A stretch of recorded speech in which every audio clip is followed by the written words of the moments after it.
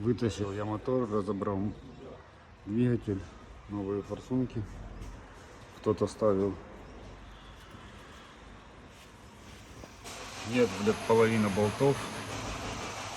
Того нет. Везде масло течет тут. Но самое интересное, он стукал.